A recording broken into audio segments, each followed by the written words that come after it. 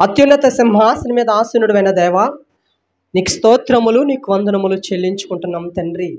యాపాటి వారము, ఎన్నిక లేని వారము ప్రభా తండ్రి, ఎన్నో మార్లు నిన్ను తృణీకరించిన వారము, నిన్ను అసహించుకున్న వారము దేవా. మమ్మల్ని అందరినీ ప్రేమించి నీ రక్షణ మార్గములో కొనసాగించడమే కాక ప్రభా, నీ యొక్క శ్రేష్టమైన, పరిశుద్ధమైన, దివ్యమైన ప్రభా తండ్రి మాటలను మేమందరము నేర్చుకోవడానికి, ప్రకటించడానికి మమ్మలను మీరు నిలవబెట్టుకున్న విధానానికే మీకు స్తోత్రములు, మీకు వందనములు చెల్లించుకుంటున్నాం తండ్రి. ఇప్పటి వరకు ప్రభా తండ్రి కార్యక్రమం అంతటిని తండ్రి మీరు జరిగిస్తున్న విధానానికి మీకు స్తోత్రములు తండ్రి. ఈరోజు వాక్యము ద్వారా మా అందరితో మీరు మాట్లాడండి. చెబుతున్న నాకు సమయోచితమైన జ్ఞానమును మీ పరిశుద్ధాత్మ తండ్రి వాక్య సందేశాన్ని మీ ఆత్మ నడిపింపును నాకు అనుగ్రహించమని, నీ పిల్లలు వింటున్న వారందరికీ కూడా మీ ఆత్మ నడిపింపు సహాయం అనుగ్రహించమని, నిన్ను అంగీకరించలేని వారు కూడా నీ మాటలు అంగీకరించగలిగే మాటలు మా అందరితో మీరు మాట్లాడి మమ్మలను తండ్రి బలపరచమని, మీ కుమారుడు మా రక్షకుడైన నజరేయుడైన యేసుక్రీస్తు వారి శ్రేష్టమైన నామములో ప్రార్థించుకుంటున్నాం తండ్రి. ఆమేన్. మరొకసారి సంఘం అంతటికి కూడా నా నిండు వందనములు తెలియజేసుకుంటున్నాను. ఈరోజు 2 విషయాలు మీకు వినిపించాలని, తెలియచేయాలని ఆశపడుతున్నాను. మరి దయచేసి 2 విషయాలు జాగ్రత్తగా మీరు వినండి. మొదటిది భయం. ఏంటంట? భయం. రెండవది ధైర్యం.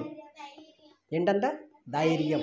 ఈ 2 విషయాలు ఈరోజు మనకి కానీ, సంఘం వెలపట ఉన్నవారికి కానీ, దేవుని అంగీకరించలేని వారికి కానీ ఉంటే నిజంగా అందరూ సంతోషంగా ఉంటారు. ఎలా ఉంటారంట? అందరూ సంతోషంగా ఉంటారు. నీకు 12 గంటలకి దయచేసి ఉండమ్మా, ఉండు. అర్థమవుతుందా?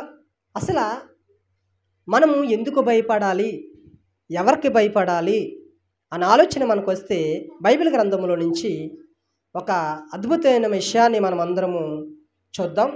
మీ చేతుల్లో ఉన్న బైబిల్ గ్రంథాన్ని తెరిచి సామెతల గ్రంథము, సొలొమోను రచించిన సామెతల గ్రంథము 15వ అధ్యాయము 3వ వచనాన్ని మీరందరూ తీసి చూడవలసిందిగా మనం చేస్తున్నాను. చదువుకున్న వాళ్ళైతే రాసుకోవడానికి ప్రయత్నం చేయండి. సామెతల గ్రంథము 15వ అధ్యాయము 3వ వచనం. అసలు మనం ఎవరికి భయపడాలి, దేనికి భయపడాలి అనే విషయాన్ని మనం ఒకసారి మీరు ఆలోచించగలిగితే ఎన్నో విలువైన సంగతులు దేవుడు మనతో మాట్లాడుతున్నాడు. అసలు మనం ఎవరికి భయపడాలి, దేనికి భయపడాలో ఈరోజు మనం నేర్చుకుందాం. అమ్మా తీశారు కదా బైబిల్ గ్రంథం, పేజీ నెంబర్ 541 పేజీ. చదవండి. సరే, దేవుడు మీ అందరికీ చదువును దయచేసిన దాకా. ఆమేన్. చదవాల. నాగలక్ష్మి బైబిల్ తీసుకొని చదువు. పిన్ని దగ్గర బైబిల్ తీసుకొని చక్కగా చదువు. అందులో ఉండదు. సామెతల గ్రంథం 15వ అధ్యాయం 3వ వచనం నేను చదువుతున్నాను. యెహోవా, నేను చదువుతున్నాను, మీరు చదవమని చెప్పలేదు, నేను చదువుతున్నాను.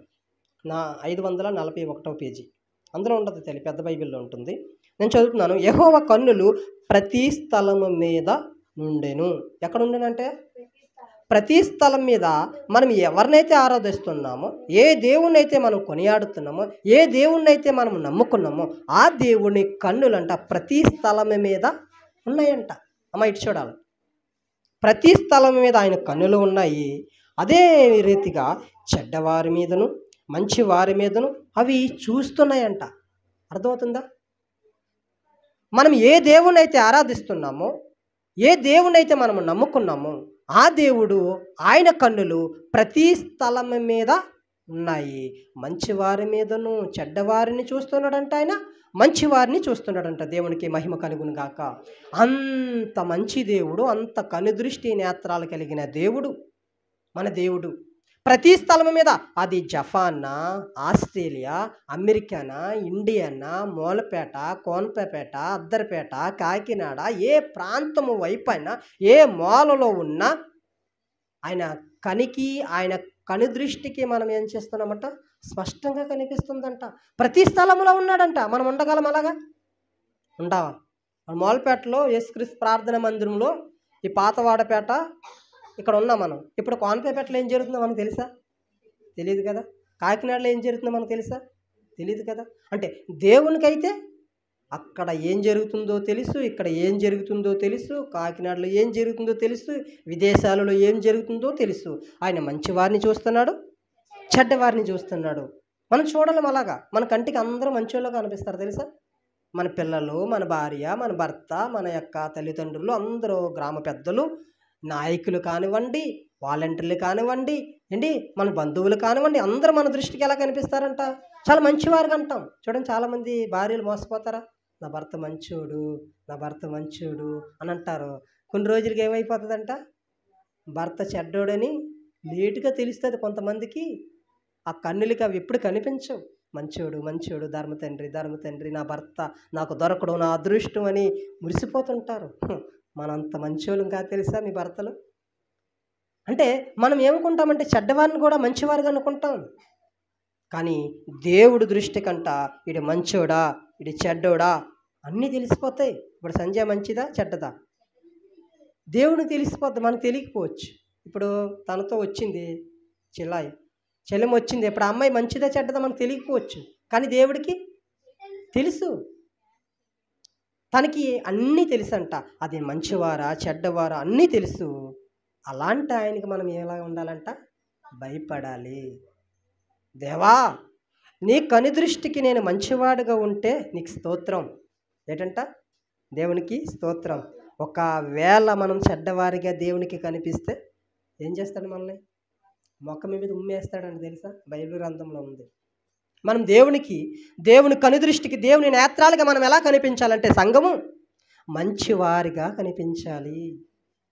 ఒకవేళ మంచివారిగా మనం దేవునికి కనిపించకపోతే ఆయన సన్నిధి నుంచి మనల్ని ఏం చేస్తాడంట? త్రోసివేసేస్తాడు. వినిపిస్తుందనే మాటలు అర్థమవుతున్నాయా? స్పందించండి. దేవునికి స్తోత్రం కలుగును గాక. చాలా జాగ్రత్తగా వినండి. దేవునికి మనం చెడ్డవారిగా కనిపిస్తే ఆయన నుండి మనం ఏం చేస్తామంట? దూరం చేసేస్తాడు, తృణీకరించేస్తాడు, త్రోసివేసేస్తాడు, వెలవేసేస్తాడు. ఇప్పుడు అవ్వ ఆదాములు ఏం చేశాడు? ఎప్పుడైతే వారి ప్రవర్తన దేవునికి చెడ్డగా కనిపించిందో ఏదైనా తోటలో నుంచి వారిని ఏం చేశాడంట? బయటికి గెంటేశాడు. ఇప్పుడు మనల్ని కూడా ఏం చేస్తాడంట? మంచివారు కాకపోతే నాకు కనిపించకపోవచ్చు, నా భార్య, నా పిల్లలు, నా సంఘము, నా బంధువులు, నా చుట్టాలు, నా తల్లిదండ్రులు నాకు మంచివారుగా కనిపించకపోవచ్చు, కానీ మంచివారుగా కనిపించవచ్చు. కానీ ఒకవేళ చెడ్డవారుగా దేవుని దృష్టికి ఉంటే ఏం చేస్తారంట? దేవుడు తృణీకరిస్తాడు. అలాంటి దేవునికి మనం ఏం చేయాలంట? భయపడాలి. ప్రభువా, నేను మంచివాడుగా లేనా? నన్ను సరిచేయి ప్రభువా, నన్ను మంచివాడుగా మార్చి తండ్రి, నన్ను మంచివాడుగా మంచిదానిగా నన్ను తయారు చేయి. నాకు ఆ శక్తినివ్వండి, ఆ జ్ఞానమునివ్వండి, ఆ తెలివినివ్వండి, ఆ పట్టుదలనివ్వండి ప్రభువా. నీ ఆత్మ నడిపింపును నాకు దయచేయండి అయ్యా, నీ కనుదృష్టి నాకు దయచేయండి ప్రభువా, నీ శక్తిని నాకు దయచేయండి ప్రభువా అని మనం ఏం చేయాలంటే ప్రార్థన చేయాలి. ఒక విషయం చెప్తున్నానే, కీర్తన గ్రంథము 139వ అధ్యాయము. మీకు ఎందుకు ఈ మాటలు చెప్తున్నానో అర్థమవుతాయి. 139వ అధ్యాయము కీర్తన గ్రంథము 2వ వచనం. దేవునికి ఏమేమి తెలుసో, అసలు దేవునికి ఎందుకు మనం భయపడాలో మనం అన్నాం కదా. భయం ఒకటి, ధైర్యం ఒకటి. ఇప్పుడు భయం అనే అంశం మీద ఉన్నాం. 2 విషయాలు ఈరోజు మనతో దేవుడు మాట్లాడుతున్నాడు. కీర్తన గ్రంథం 139వ అధ్యాయము 525వ పేజీ 2వ వచనంలో ఒక మాట కనిపిస్తుంది. తీసారా? ఒకసారి చదవండి. చదవచ్చా? 10th క్లాసులు, ఇంటర్మీడియట్లు, 7th క్లాసులు, 8th క్లాసులు చదివేస్తున్నారు కదమ్మా. తెలుగు చదవలేరా? కీర్తన గ్రంథం 139వ అధ్యాయం 2వ వచనం. నేను కూర్చునుట, నేను లేచుట నీకు తెలియను. అమ్మా, నేను కూర్చుండడం దేవునికి తెలుసు, నేను లేచుట దేవునికి తెలుసు. నేను ఎక్కడ కూర్చుంటున్నాను, నేను ఎక్కడ లేస్తున్నాను, నేను ఎక్కడ కూర్చొని మాట్లాడుతున్నాను, నా దేవుడు చూస్తున్నాడు. నేను కూర్చున్న ప్లేసు, ప్రదేశం మంచిదా చెడుదా, నా దేవునికి నచ్చుతుందా? ఇక్కడ కూర్చోవడం నా దేవునికి నచ్చుతుందా? ఈ జోజవాడిన చోట నేను కూర్చోవడం నచ్చుతుందా? ఈ త్రాగుడని అలవాటు దగ్గర కూర్చోవడం నాకు నచ్చుతుందా? ఇక్కడ వ్యభిచారం కానీ, ఇక్కడ రకరకాల చెడ్డ కార్యాలు జరుగుతున్న ఈ చోట నేను కూర్చుండుట నా దేవునికి తెలుసు, కాబట్టి నేను ఇక్కడ కూర్చోకూడదని మనకి భయం ఉండాలి. నేను కూర్చుంటున్నాను, నా దేవుడు చూస్తున్నాడు, ఇది మంచి ప్లేసా చెడ్డ ప్లేస్ అని మనకు తెలిసినప్పుడు నా దేవుడు నన్ను చూస్తున్నాడు కనుక ఇక్కడ నేను ఉండకూడదు అని మనం ఏం చేయాలంట? లేచి ఆ స్థలము నుంచే మనము మంచి స్థలానికి వెళ్ళాలి. ఒక సినిమా థియేటర్ అనుకోండి, దేవుడు నన్ను చూస్తున్నాడు, ఈ స్థలంలో నేను ఉండకూడదు, ఇది సారా కొట్ట, ఇది బ్రాంద్ కొట్ట, ఇది కొల్లు కొట్ట, ఇది రకరకాలుగా చెడ్డ కార్యక్రమాలు చేసే స్థలమా, అక్కడ నేను ఉండకూడదు, ఆ దేవుడు నన్ను చూస్తున్నాడు అని భయం మనకి ఉండాలి. నేను కూర్చుండుట, నేను లేచుట నాకు తెలియను, నా పడకను నీవు పరిశీలిస్తున్నాడంట. నేను ఎక్కడింటి పడుకుంటున్నాను, ఎవరింటి దగ్గర నేను పడుకుంటున్నాను, ఎవరి ఇంటికి దగ్గరికి నేను వెళ్తున్నాను. నాకంటూ దేవుడు ఇల్లు ఇచ్చాడు, నాకంటూ ఒక మంచి రూమ్ ఇచ్చాడు, ఏదో గుడిసె ఇచ్చాడో, రేక్ షెడ్ ఇచ్చాడో, పెంకుటిల్లు ఇచ్చాడో, బిల్డింగ్ ఇచ్చాడో, దేవుడు నాకు ఇచ్చిన దాన్ని బట్టి నేను దేవుని స్తుతిస్తూ నేను ఇక్కడే విశ్రాంతి తీసుకోవాలి, ఇక్కడే నేను పడుకోవాలి. అంతేగాని ఫ్రెండ్ ఇంటికి వెళ్ళడం, చుట్టాల ఇంటికి వెళ్ళడం, ఆ ఊర్లో వెళ్ళడం, ఈ ఊర్లో వెళ్ళడం, మన ఇష్టం వచ్చినట్టుగా ఉండకూడదండి. మనుషులు మంచోళ్ళు కాదమ్మా. ఒక తండ్రే కూతురిని చెరిపేసే రోజులు ఈరోజు, ఒక అన్నే చెల్లిని చెరిపేసే రోజులు. నా సెల్లో ఒక వీడియో ఉంది అండి, చూడకూడనివి చూసి చెల్లినే రేప్ చేసాడంట తెలుసా ఒక అన్న. మరి ఈరోజు నీకు ఎక్కడ సేఫ్టీ ఉంది? నీ అన్న దగ్గరే సేఫ్టీ లేదు, నీ తండ్రి దగ్గరే సేఫ్టీ లేని రోజుల్లో నువ్వు ఎక్కడి నుంచో ఒక చోట వచ్చి అక్కడ పడుకొని అక్కడ నివాసం ఉంటే అది మంచిదా? అంటే మనం దేవుణ్ణి నమ్ముకున్నాం కదా, నేను ఎక్కడ పడుకోవాలి, ఎక్కడ నేను ఉండాలి, ఎవరింటి దగ్గర నేను విశ్రాంతి తీసుకోవాలి, ఎవరిని నేను నమ్మాలని భయం అనుకుందా? ఎవరైనా అనుకుంటారా? తండ్రిని కూతురిని పాడు చేస్తారని ఎవరైనా అనుకుంటారా? చెల్లిని పాడు చేస్తారని ఎవరైనా అనుకుంటారా? కళ్ళలో కూడా అలాంటి ఎప్పుడు కళ్ళు వస్తాయా? రావు కదా. అది ఊహించుకోవడానికే భయం కదా. మరి ఎవరు నీ ఫ్రెండ్? ఎవరు నీకు? బాయ్స్ ఫ్రెండ్స్ ఏంటి? బాయ్స్ నీకు చుట్టాలేంటి? నీకు బంధువులేంటి? గర్ల్స్ అబ్బాయిలకి ఫ్రెండ్స్ ఏంటి? ఎప్పుడైనా ఆలోచించారా? ఎవరితో స్నేహం చేయాలో దేవుడు మనకు చెబుతున్నాడు, ఎవరి ఇంటి దగ్గర మనం ఉండాలో దేవుడు చెబుతున్నాడు. ఎవరిని మనం నమ్మకూడదండి. క్వశ్చన్ చెప్పనా? ఒక అమ్మాయి, ఒక మంచి జాబ్ వచ్చింది ఒక అమ్మాయికి. అమ్మాయి ఆ జాబుల్లో తన వర్క్ని చూసి ఆ యాజమాని ఉంటుంది కదా, ఆవిడకి ₹1,00,000 చొప్పున 2 సార్లు ప్రమోషన్లు ఇచ్చారంటండి. ఆవిడ ఎదుగుతుంది, పట్టుదలతో ఎదుగుతుంది, చదువుకుంది, మంచి జ్ఞానవంతురాలు. ఆవిడకి ఇచ్చిన జ్ఞానము ఒక కంపెనీకి ఉపయోగపడుతుంది, కంపెనీ డెవలప్మెంట్ అవుతుంది. ఇవన్నీ నేను కట్టుకథలు కాదు, సాక్ష్యాధారాలతో నా దగ్గర ఉన్నాయి, నేను మాట్లాడుతున్నాను. అమ్మాయి మొత్తం స్టాఫ్ అంతా కోపం వచ్చేసిందంట. ఇదేంటి నిన్న కాక మొన్న వచ్చింది, స్టాఫ్లోకి ఇంత ఎదిగిపోతుంది, యొక్క కంపెనీ నుంచే మంచి ప్రమోషన్ తీసుకుంటుంది అని ఏం చేశారంటే ఈ అమ్మాయిని ఎలాగన్నా చెడగొట్టాలని ఏం చేశారంటే చాలా ప్రయత్నాలు చేశారంట. అమ్మ బీచ్కి వెళ్దాం అనేవారంట, కంపెనీ వాళ్ళందరూ స్టాఫ్ అందరూ పార్టీ చేసుకుందాం, క్లబ్కి వెళ్దాం అనేవారంట. ఎక్కడికి వచ్చేది కాదంటే వాంటతో పిలిచేవారంట, యజమానితో పిలిచేవారంట, అందరితో పిలిచేవారంట, కానీ ఎక్కడికి వెళ్ళేది కాదంట.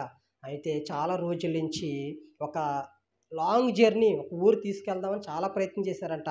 ఎన్నిసార్లు పిలుస్తున్నారు కదా, ఎందుకులే అనేసి ఏం చేశారంటే ఆయనకి బర్త్డే జరుగుతుందంట. ఆ కంపెనీలోని ఒక ఆయనకి పిఏక మరి ఎవరికో తెలియదు మనకి, ఆయనకి బర్త్డే జరుగుతుంది, మనం సెలబ్రేషన్ చేసుకుందామనేసి అక్కడ తీసుకెళ్ళారంట దూర ప్రాంతానికి. తీసుకువెళ్ళి చెప్తున్నాను, సంఘంలో చెప్పకూడదంటే చెప్పాలి, సంఘానికి అవన్నీ నేర్పించాలి. నా ప్రాసెస్లో ఎదుటి బోధకులు ఎలా ఉన్నారో నాకైతే తెలియదు, కానీ ఈరోజు విశ్వాసులకి, చిన్నపిల్లలకి తెలియలేని విషయాలు ఏమీ లేవు.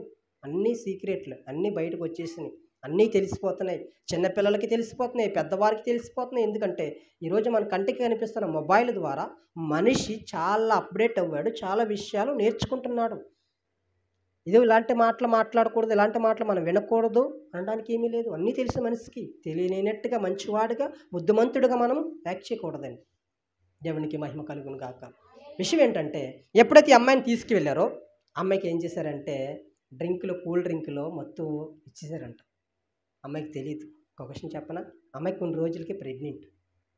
అమ్మాయికి తెలియకుండా అమ్మాయి ప్రెగ్నెంట్ అయితే అమ్మాయికి ఆశ్చర్యం అనిపించదా? చాలా బాధగా అనిపిస్తుంది కదా. అయ్యో, నేను అసలు ఏ తప్పు చేయలేదు కదా, ఏ పురుషుని నేను కలవలేదు కదా, నాకు అసలు ఇలాంటి కార్యం ఎలా వచ్చింది అనేసి ఆలోచించి ఎలా జరిగింది అనేసి భయపడుతూ ఆలోచిస్తూ ఉంటున్నప్పుడు ఎప్పుడైతే వీరు ఒక ఊరికి వెళ్ళారో, దూర ప్రాంతానికి వెళ్ళారో, అప్పుడు అక్కడ ఏదో జరిగిందని అనుమానం వచ్చిందంటండి. అనుమానం వచ్చింది, మీకు కావాలితే నేను దగ్గర వీడియోలు ఉన్నాయి పంపిస్తాను. ఆ అమ్మాయి సుమ టీవీలో అమ్మాయి వేదన, చాలా వేదన పడుతుంది. అయ్యో నాకు ప్రెగ్నెంట్ ఎలాగొచ్చిందో నాకు తెలియట్లేదండి, దీనికి నేను ఎవరిని నేను బాధ్యతలుగా నేను తీసుకోవాలి. ఎందుకంటే ఒక అమ్మాయి ఎదుగుతున్నప్పుడు, ఒక అబ్బాయి ఎదుగుతున్నప్పుడు దుష్టుడు రకరకాలుగా ఏం చేస్తాడంటే చెడగొట్టడానికి, వారిని నాశనం చేయడానికి ఎన్నో ప్రయత్నాలు చేస్తాడు. ఎందుకంటున్నానంటే, ఈ మాటలు ఎందుకు చెప్తున్నానంటే, మనం ఎక్కడ పడుకుంటున్నాము, ఎక్కడ కూర్చుంటున్నాము, ఎక్కడ నుంచుంటున్నాం, ఏ ప్లేస్కి వెళ్తున్నాం, ఏ ప్రదేశానికి వెళ్తున్నాం, ఎవరింటి దగ్గర మనం నివాసం ఉంటున్నామనే భయం అనుకుండాలి. ఎవరిని నమ్మకూడదనే విషయం ఉదాహరణకి ఈ విషయం చెప్పాను మీకు. ఇది జరిగిన వాస్తవమే. ఎందుకంటే మత్తు మందు కూల్ డ్రింకులో మత్తు మందు ఇస్తే పాడు చేయలేరా? పాడు చేస్తారండి. రకరకాల భయంకరమైన దుష్టుడు చెలరేగిపోతున్నాడు, పాపమంతో చెలరేగిపోతున్నాడు, మనుషులను నాశనం చేయాలని చెలరేగిపోతున్నాడు. కనుక మనం ఏం చేయాలంటే భయపడుతూనే ఉండాలి. ఏం చేయాలంట? ఎవరికి భయపడాలి?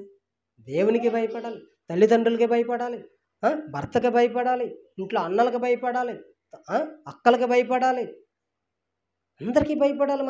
మనం తప్పు చేస్తున్నామంటే నా తండ్రి ఇంటికి అవమానం వస్తుంది, నా తల్లి ఇంటికి అవమానం వస్తుంది, నా అన్న తలెత్తుకో తిరగలేడు, నా అక్క సరిగ్గా కాపురం చేయలేదు, నా యొక్క తల్లిదండ్రులు కానీ, నా గ్రామానికి కానీ, నా వీధికి కానీ చెడ్డ పేరు వస్తుంది అనే భయం మనలో ఉండాలి. ఇంకొక విషయం చెప్పనా?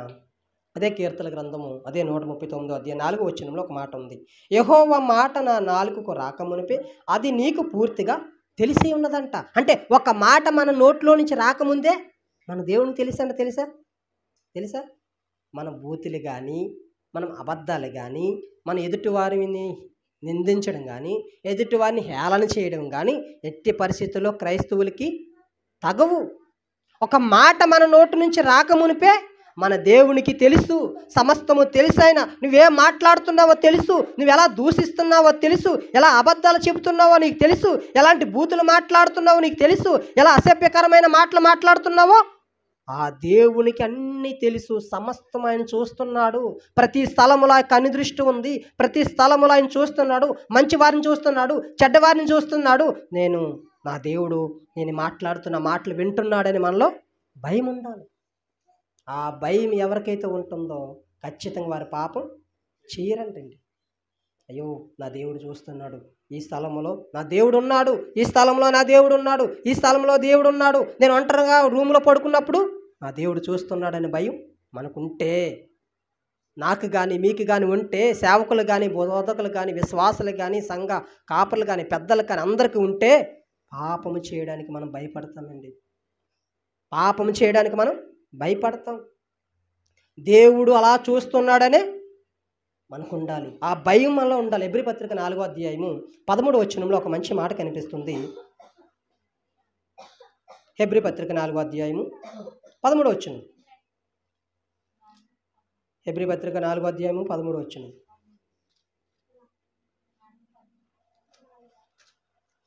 తీసారమ్మా? నేను చదువుతున్న జాగ్రత్తగా వినండి. మరియు ఆయన దృష్టికి కనబడని సృష్టం ఏది లేదంటండి.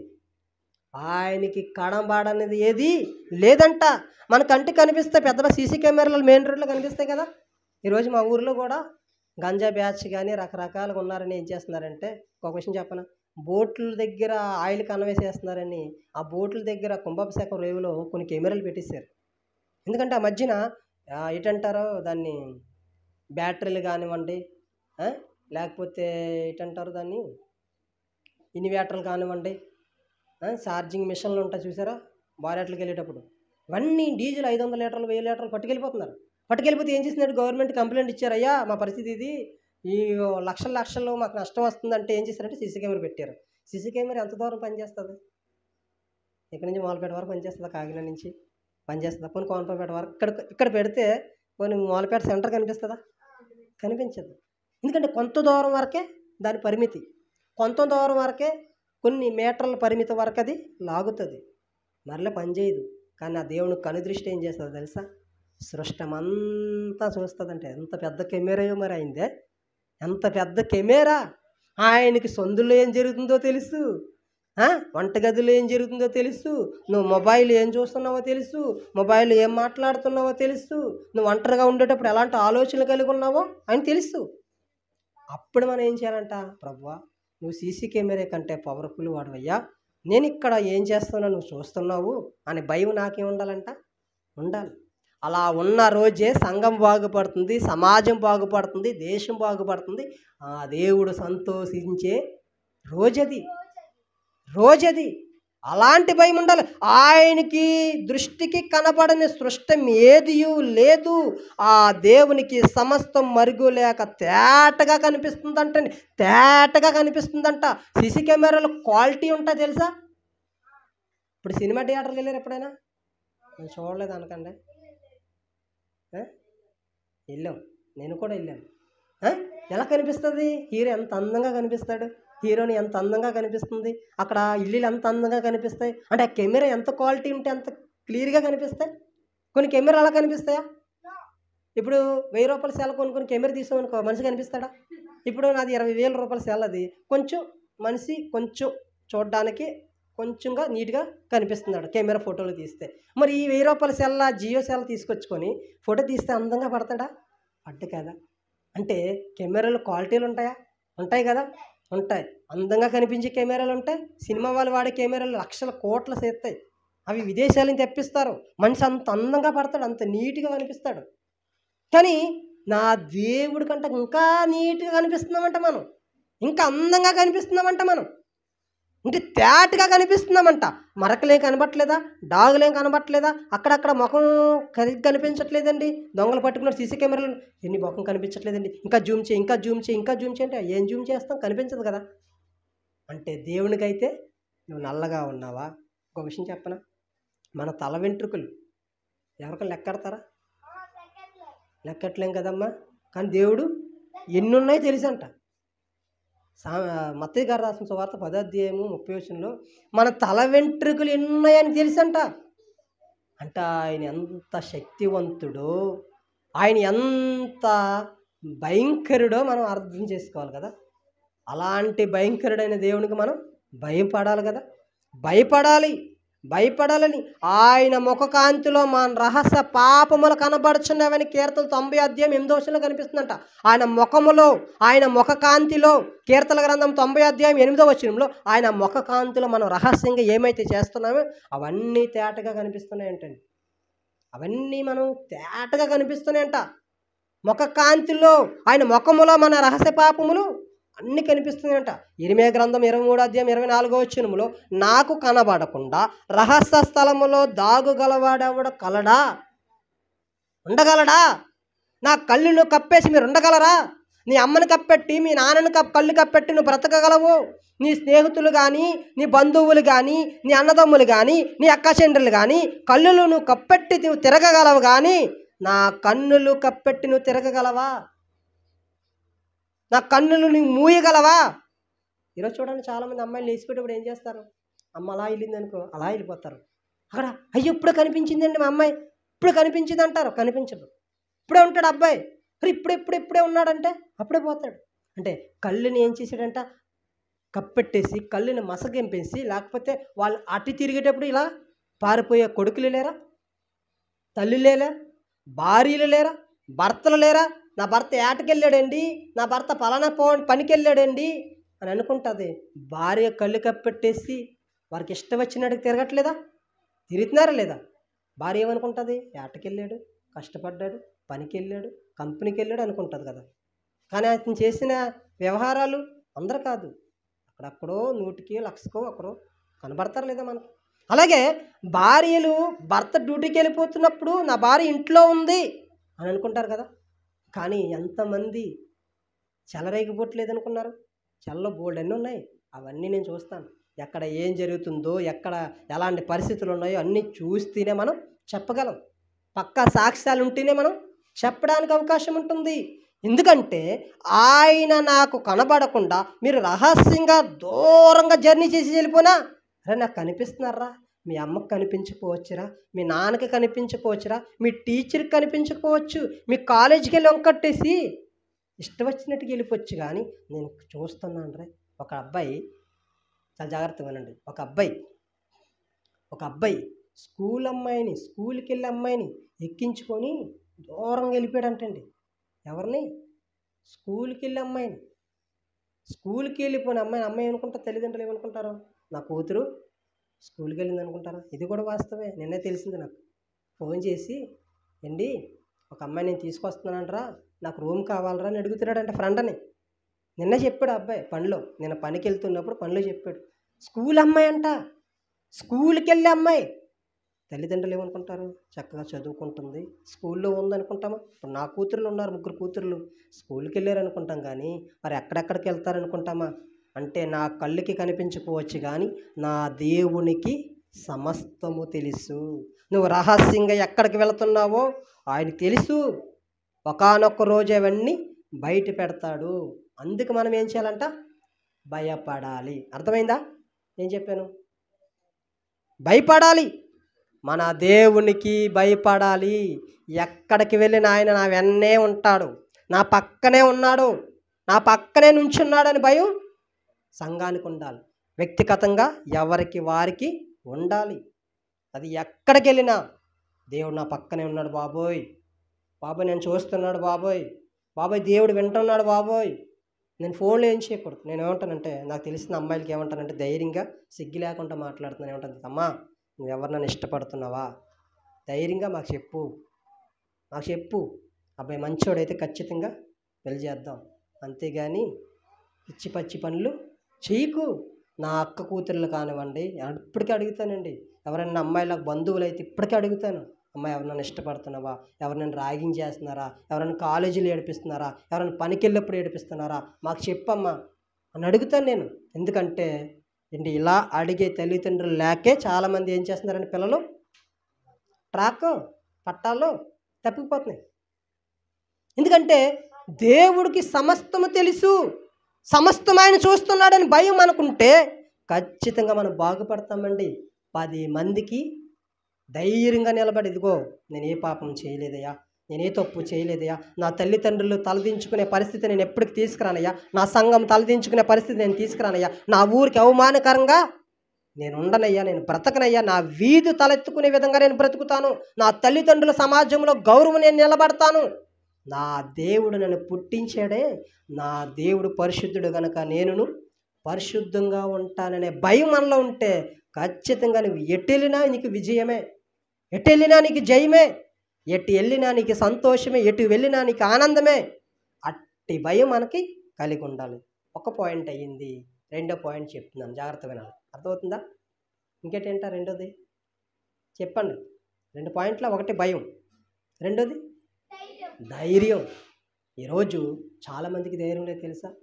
అంతవరకు ఎందుకండి, ఇక్కడ మూలపేటకు వచ్చాం, 1.5 సంవత్సరం దగ్గరకు అవుతుంది, ఇప్పటికీ భయపడుతున్నాం. ఎందుకు తెలుసా? చర్చికి స్థలం లేదయ్యా, చర్చికి స్థలం లేదు, స్థలం ఉంటుందా ఉండదని నాలో ఏముందంట, భయం ఉంది. దేవుడు ఏమంటున్నాడు తెలుసా? అరే నాయనా భయపడకండి. ఏం పడకండి? భయపడకండి. మీరు కష్టములో ఉన్నప్పుడు నేను చూస్తున్నాను, మీరు నష్టములో ఉన్నారని నాకు తెలుసు, మీకు ఏది అవసరమో నాకు తెలుసు. చూద్దామన్నమాట. నిర్గమకాండము 3వ అధ్యాయము 7వ వచనం. నిర్గమకాండము 3వ అధ్యాయము 7వ వచనం. నిత్య వచ్చే సంవత్సరం, ఈ సంవత్సరం బైబిల్ చదివాను.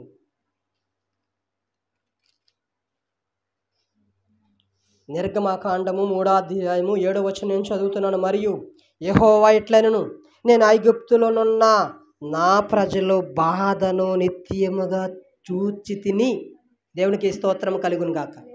ఏం చేస్తున్నాడంటే ఆయన, ఇశ్రాయేలు ప్రజలు ఎలాంటి బానిసత్వంలో ఎలాంటి బాధలు అనుభవిస్తున్నారో ఆయన చూస్తున్నాడంట. ఏం చేస్తున్నాడంట, మన బాధలు ఉన్నప్పుడు మన దేవుడు విడిచిపెట్టే దేవుడు కాదు, మనలను తృణీకరించే దేవుడు కాదు. అరే నువ్వెవడవో నాకు తెలియదని త్రోసివేసే దేవుడు కాదు. నీకు ఏదైనా బాధ వచ్చి, అమ్మా నాకు 1,00,000 రూపాయలు అప్పు ఇవ్వండి అని అంటే నీ బంధువులు ఇంటి నిన్ను లేవంటారేమో, నిన్ను త్రోసివేస్తారేమో, నిన్ను తృణీకరిస్తారేమో. అమ్మా కాస్త వస్తువులని ఇయ్యమ్మా, తాకడని పెట్టుకుంటామయ్యా, చాలా ఇబ్బందుల్లో ఉన్నాం, చాలా హాస్పిటల్లో పరిస్థితి చావు బ్రతుకులు ఉన్నామంటే ఇవ్వలేని పరిస్థితులు ఉండొచ్చు నీకు. కానీ నా దేవుడు నువ్వు బాధల్లో ఉంటే నిన్ను వెలివేసే దేవుడు కాదు, నిన్ను విడిచిపెట్టే దేవుడు కాదు, నిన్ను తృణీకరించే దేవుడు కాదు. మన జాగ్రత్త వినాలి. మన బాధలు ఆయనకి తెలుసంట. మనం ఎలాంటి బాధల్లో ఉన్నామో, ఎలాంటి అవసరతలో ఉన్నామో, మనకి ఏం కావాలో, నాకు ఇల్లు లేదా, మనం నిజంగా దేవుడి మీద ఆనుకుంటే ఖచ్చితంగా దేవుడు చూస్తున్నాడు. నా బిడ్డకి ఇల్లు లేదు, నా బిడ్డ చాలా ప్రార్థన పరులు, చాలా భక్తి పరులు, వారికి ఖచ్చితంగా నేను ఇల్లుని ఇవ్వాలి. సరే అయిన వాళ్ళకి సౌకర్యం లేదు, వారికి అందించాలి, వారికి మందిరానికి స్థలం లేదు, వారికి దయచేయాలి. నేను అనుకుంటాను, ప్రభువా ఇంకా నాలో భక్తిని రేపడానికి, ఇంకా నాలో విశ్వాసమును రేపడానికి, ఇంకా నాలో ఆత్మీయతను రేపడానికి, ఇంకా నాలో ప్రార్థన జీవితాన్ని లేపడానికి నాకు లేట్ చేసినా పర్వాలేదు ప్రభువా, ఖచ్చితంగా కార్యం చేసే దేవుని నమ్ముకున్నాం. ఆయన నమ్మదగిన దేవుడు. దేవునికి స్తోత్రం కలుగును గాక. ఆయన నమ్మదగిన దేవుడు అని విడిచిపెట్టే దేవుడు కాదు. నువ్వు నమ్ముకున్నావా, ఖచ్చితంగా నీకు సహాయం చేసే దేవుడు ఆయన. నీ అవసరాలు తెలుసు ఆయనకి, నీ బట్టలు తెలుసు, నీకు ఏం తిండి తినాలో ఆయనకి తెలుసు, నువ్వు ఏం కట్టుకోవాలో ఆయనకి తెలుసు, నువ్వు ఎలాంటి జీవితం జీవించాలో ఆయనకి తెలుసు. నిన్ను విడిచిపెట్టే దేవుడు కాదు ఆయన. మనం ఏం చేయాలంటే ధైర్యంగా ఉండాలి. నా వెనకున్నవాడు ధైర్యవంతుడు. శత్రువులు ఎంతమంది నా మీద దాడి చేసినా నేను భయపడను. నన్ను విడిపించే దేవుడు నా పక్షాన ఉన్నాడు. నా పక్షాన యుద్ధం చేసే దేవుడు నేను నమ్ముకున్నాను. అంతే కదా మాట అంటే భక్తుడు అంటారు కదా, నేను ఓడిపోనయ్యా నా పక్షాన ఉండగా, నా శత్రువులు ఎదుట నాకు విందు చేసేటివి. ఏంటంట, శత్రువులే నేను ఇంటికి పిలిచి ఆహ్వానిస్తారంట. ఒకప్పుడు నేను నాశనం చేశాలనుకున్న వారే నీకు ప్రార్థన చేయమని అడుగుతారంట. తెలుసా, నా జీవితంలో జరుగుతున్నాయి. ఎందరైతే క్రీస్తు నేను సువార్త చెప్తున్నప్పుడు ఎందరైతే చిచ్చిపో మా ఇంటికి రావాల్సిన వీల్లేదు, నువ్వు దేవుడి కోసం చెప్పడానికి వీల్లేదు అనేవారే ఈరోజు ఫోన్ చేసి, ఇదిగో నా బిడ్డకు బాగలేదు, ఇదిగో నాకు బాగలేదు, ప్రార్థన చెయ్యి అని అంటే సరిపోతా మన జీవితాన్ని? ఎన్నోసార్లు మనం అసహించుకున్నారే, ఎన్నోసార్లు మనం వద్దనుకున్నారే, ఎన్నోసార్లు మనం ప్రకటిస్తున్న దేవుని తృణీకరించారే, ఆ దేవుడిని సహాయం కోరుతున్నారు. చూసారా, దేవుడు మార్చడా? నీకు అనుకూలంగా వ్యతిరేకంగా ఉన్న పరిస్థితులను దేవుడు అనుకూలంగా మారుస్తాడు దేవుడు ఆయన. అందుకే మనం ధైర్యపడాలి. నా దేవుడు నన్ను విడిపించే సమర్థత కలిగిన దేవుడు, న్యాయం కలిగిన దేవుడు, యథార్థత కలిగిన దేవుడు, నన్ను విడిపించడానికి నమ్మదగిన దేవుడు. ఒక భక్తుడు అంటాడు, ఏమంటాడు తెలుసా, సముద్రం అంతా మన మీదకు వచ్చేసిన, పర్వతములన్నీ కొండలన్నీ మన మీదకు వచ్చేసినా మనము భయపడవలసిన వీలు లేదంట. ఎందుకంటే దాని నుంచి తప్పించే దానికంటే సముద్రము కంటే శక్తివంతుడు, పర్వతముల కొండల కంటే శక్తివంతుడు ఆయన. ఇప్పుడు సముద్రం ఇలా వచ్చేసిందండి, మనం ఇలా ఉన్నాం, సముద్రం వచ్చేస్తుంది. మన దేవుడు సముద్రాన్ని అలాగ ఆపమంటే ఆగదా? ఆగుతుంది, ఖచ్చితంగా ఆగుతుంది. అంత ధైర్యం కలిగిన దేవుడు మనం నమ్ముకున్నాం. మన అవసరాలు తెలుసు. ఇశ్రాయేలు ప్రజల బానిసత్వములో మగ్గిపోతున్నారని తెలుసు. శ్రమలతో, ఇబ్బందులతో, ఇరుకులలో ఎంతో కష్టకాలంలో బ్రతుకుతున్నారని తెలుసు. ఆయన ఖచ్చితంగా ఏం చేశాడంట, మన్నాను కురిపించాడు, వారికి మంచి మంచి ఆహారాన్ని పెట్టాడు, వారికి మంచి చూపించాడండి దేవుడు. అరణ్యంలో బానిసత్వంలో నలిగిపోతున్న వారిని, ఐగుప్తు బానిసత్వంలో నలిగిపోతున్న వారిని దేవుడు ఏం చేశాడంటే విడిపించాడు, కాపాడ్డాడండి. ఒక మాట చూద్దాం, ముగించుకుందాం. ఒక మాట మత్తయి గారు రాసిన సువార్త 6వ అధ్యాయము మాట అంటున్నాడు, నాకు కానివ్వండి, మీకు కానివ్వండి, మన అవసరాలన్నీ ఆయనకి తెలుసు. మనకి ఏం కావాలో తెలుసు, ఎలాంటి వ్యాపారం చేయాలో ఆయన తెలుసు, ఎలాంటి లాభాలు వస్తాయో, నా బిడ్డ ఎంత స్థితిలో ఉండాలో, ఇల్లు కావాలా ఆయన తెలుసు, వస్త్రాలు కావాలా ఆయన తెలుసు, ఏం తినాలా ఆయన తెలుసు, అన్నీ తెలుసంట. మన పిల్లలకి, ఆయన పిల్లలకి ఏం కావాలో అన్నీ తెలుసంట. చూద్దాం ఆ మాట. మత్తయి గారు రాసిన సువార్త 6వ అధ్యాయము 10వ వచనం, 6వ అధ్యాయము 32వ వచనం, క్షమించండి, 6వ అధ్యాయం 32వ వచనం చదువుతున్నాను, జాగ్రత్త వినండి. ఇవన్నీ మీకు కావాలని మీ పరలోకపు తండ్రికి. 31 నుంచి చదువుతాం. కాబట్టి ఏమి తిందుమా, ఏమి త్రాగుదమా, ఏమి ధరించుకుందామా, ఎలాంటి బట్టలు వేసుకోవాలి, ఎలాంటి ఐటమ్స్ తినాలి, ఎలాంటివి నేను తాగాలి, ఎంత మంచి మనిషికి పోషణాహారాలు నేను తినాలి, అన్నీ ఆయన తెలుసంట. ఇవన్నీ మీకు కావాలని మీ పరలోకపు తండ్రికి తెలియను, కాబట్టి మీరు మీరు ఆయన రాజ్యమును నీతిని మొదట వెతకండి. ఏం చేయాలంట? ప్రభా నాకు ఇల్లు ఇచ్చే, ప్రభా నాకు చర్చ్ ఇచ్చే, ప్రభా నాకు మందిరం ఇచ్చే, ప్రభా నాకు మంచి భర్తనిచ్చే, ప్రభా నాకు మంచి భార్యనిచ్చే, ప్రభా మంచి ఆస్తులు ఇచ్చే, ప్రభా మంచి వ్యాపారాలు ఇచ్చే, నాకు నెక్లెస్లు ఇచ్చే, బంగారం ఇచ్చే, ఇచ్చే అంటే ఇచ్చాడైనా ఏమిస్తాడంట? ముందు మనం ఏం చేయాలంట? నీతిగా ఉండాలంట. ఆయన రాజ్యాన్ని మనం కనిపెట్టుకునే వారిగా ఉండాలంట. ఏం చేస్తాడంటే అప్పుడు అవన్నీ ఇస్తాడంట. అవన్నీ ఇస్తాడు. నీకు ఇల్లు కావాలా? మంచి భవనాన్ని దేవుడు ఇస్తాడు. నీకు వస్త్రాలు కావాలా? ఎప్పుడు నువ్వు వేసుకోలేని వస్త్రాలు ఇస్తాడు. నువ్వు మంచి తిండి తినాలా? ఎప్పుడు తినలేని తిండి తింటావు. దేవుడు మొదటగా మనం ఆయన నీతిని, ఆయన రాజ్యమును మనం వెతికితే అవన్నీ ఇస్తాడంట.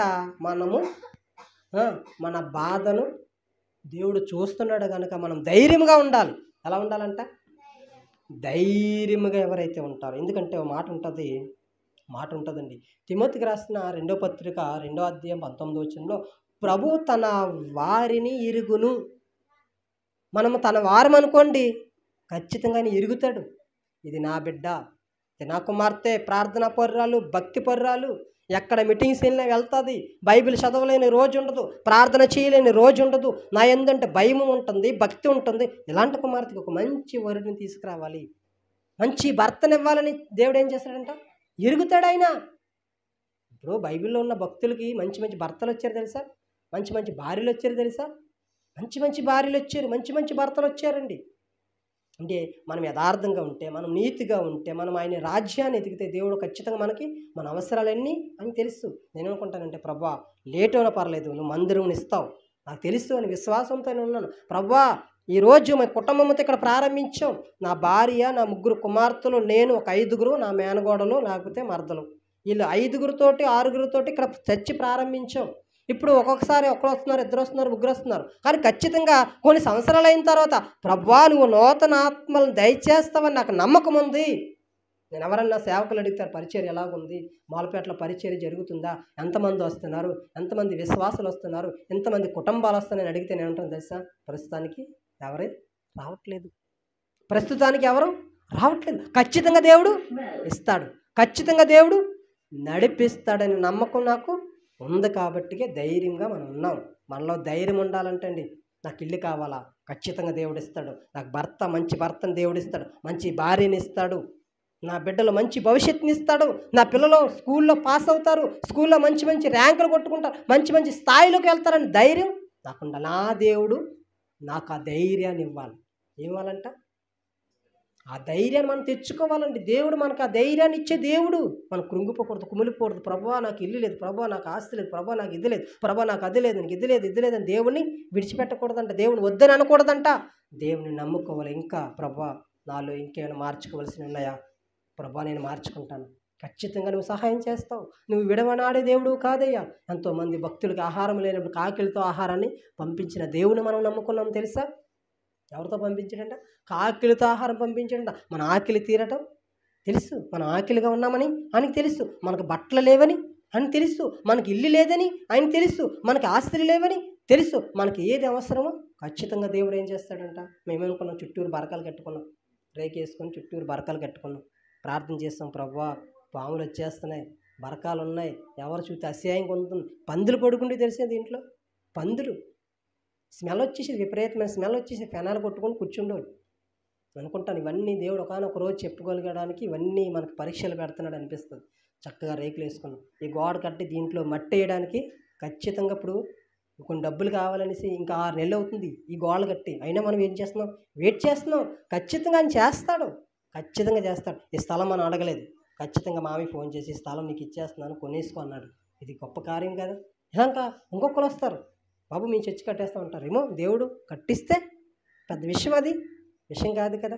దేవుడు ఖచ్చితంగా కార్యం చేస్తాడని ధైర్యం నాకు ఉండాలి.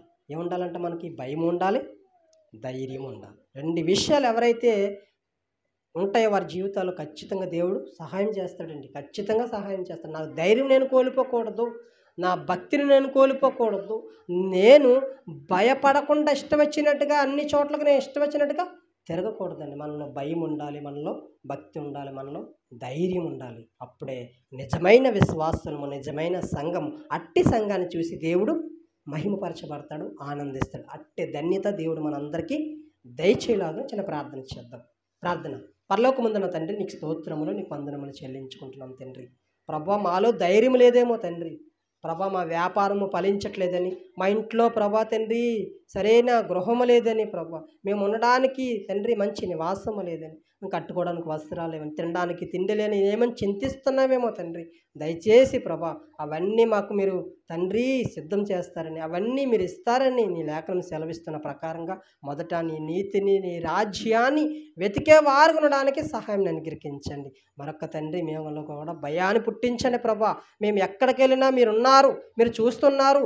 మా మాట నీకు తెలుసు, మా పడక నీకు తెలుసు, మా నించుండటం తెలుసు, నీకు కూర్చుండటం తెలుసు తండ్రి. మేము ఎక్కడ నివాసం ఉంటున్నామో, ఎవరి దగ్గర ఎలా ప్రవర్తిస్తున్నామో అన్నీ మీరు చూస్తున్నారని భయం కలిగి మేమందరం ప్రవర్తించడానికి సహాయం దయచేయమని, మాలో ఇంకా బలహీనతలను మీరు బలపరచమని, మా బలహీనత నుంచి మీరు విడిపించమని, మీరే సహాయమును దయచేయమని మేము ప్రార్థించుకుంటున్నాం ప్రభా. మరి మా మధ్యలో తండ్రి సమానులు పెద్ద అయినా ప్రభా తండ్రి మేము పిలవకపోయినా ప్రభా నీ మీద ఇష్టపడి, నీ వాక్యాన్ని విని, నీ వాక్యాన్ని ప్రేమించి ప్రభ ఎంతగానో ప్రభ అత్యాశక్తితో ప్రభ తండ్రి వ్యాపారాన్ని విడిచిపెట్టి ఎంతో ఆదాయాన్ని విడిచిపెట్టి తండ్రి నీ సన్నిధిలో గడుపుతున్న ఆ తండ్రి సమానులు పెద్ద అని మీరు జ్ఞాపకం చేసుకోండి. ఇంకా వ్యాపారాన్ని మీరు ఫలించండి ప్రభ అభివృద్ధి పరచండి నీకు స్తోత్రములు, నీకు వందనాలు చెల్లించుకుంటున్నాం తండ్రి. మరి నీ మాటలు వినడానికి గుంటూరు ప్రయాణం వెళ్ళి తండ్రి సహోదరి అని తండ్రి భవానీని బట్టి మేము ప్రార్థిస్తున్నాం. ఆ సహోదరికి మంచి జ్ఞానమును మీరు దయచేయండి తండ్రి. నీ మాటలు యందు విశ్వాసం ఉంచడానికి మీ యందు నమ్మకం ఉంచడానికి కృపను మీరు అనుగ్రహించమని మేము ప్రార్థించుకుంటున్నాం లోకములో ఎవరిని నమ్మి మోసపోకుండా తల్లిదండ్రులకి, గ్రామానికి తండ్రి మీ నామానికి మహిమకరంగా ఆ కుమార్తె ప్రవర్తన ఉండడానికి సహాయం అనుగ్రహించండి దుష్టుడు రకరకాలుగా అనేకమైన ఎరలేస్తాడు ప్రేమని రకరకాలుగా వలలేస్తూ మనుషులను పాడు చేస్తున్నాడని భయాన్ని పుట్టించండి తండ్రి. తల్లిదండ్రులను మంచిగా చూసుకునే గొప్ప తల్లిదండ్రుల మాట వినగలిగే మంచి జ్ఞానమును ఆ సహోదరి భవానికి మీరు దయచేయమని మేము ప్రార్థించుకుంటున్నాం మరి గుంటూరులో ఏమైతే మాటలు విన్నదో ఆ మాటల హృదయంలో భద్రపరచుకునే జ్ఞానమును దయచేయండి. ఒకవేళ ఏమన్నా తండ్రి తన కుటుంబ పరిస్థితులు బాగలేక కష్టపడుతున్నప్పుడు మీ సన్నిధిని తోడుగా అనుగ్రహించండి, మీ నీడను, మీ తోడును అనుగ్రహించమని మేము ప్రార్థించుకుంటున్నాం మరొకసారి మేమందరం కలుసుకుంటున్నప్పుడు ఆ కుమార్తె పట్ల తండ్రి మంచి సాక్షి మేము వినడానికి కృపను దయచేయమని మేము ప్రార్థించుకుంటున్నాం. సండే స్కూల్ పిల్లలను కూడా మీరు జ్ఞాపకం చేసుకోండి మా కుటుంబాన్ని కూడా మీరు దీవించండి, ఆశీర్వదించండి మేము విశ్వాసంతో ఎదురు చూస్తున్నాం తండ్రి. ఒక మందిరానికి మాకు మందిరానికి మంచి స్థలం, ఒక పెద్ద స్థలం మీరు దయచేస్తారని, ఒక గొప్ప ప్రార్థన మందిరం ఇక్కడ కట్టబడుతుందని, అనేక మంది నూతన ఆత్మల చేత మనస్ఫూర్తిగా హృదయపూర్వకంగా సత్యముతోనూ ఆత్మతోనూ నేను ఆరాధించుకునే గొప్ప స్థలముగా రాబోయే రోజుల్లో స్థలాన్ని మీరు ఆశీర్వదించి దీవించి మహిమ తెచ్చుకోమని, మమ్మల్ని అందరూ మీరు జ్ఞాపకం తీసుకోమని మమ్మల్ని బలపరచమని, వారమంతటా మీ యొక్క దయా కిరీటాన్ని మా అందరికీ మీరు దయచేసి మా పనిపాట్లో మాకు బలాన్ని, శక్తిని, ఆయుష్ను, జ్ఞానమును మాకు దయచేయమని ఎవరైతే బలహీనతలో బాధపడుతున్నారో అందరూ మీరు బలపరిచి ధైర్యపరచమని యేసుక్రీస్తు వారి ప్రశస్తమైన నామంలో ప్రార్థించి వేడుకుంటున్నాము కన్న తండ్రి, ఆమేన్. ఒక అద్భుతమైన పాట చూద్దాం. పాట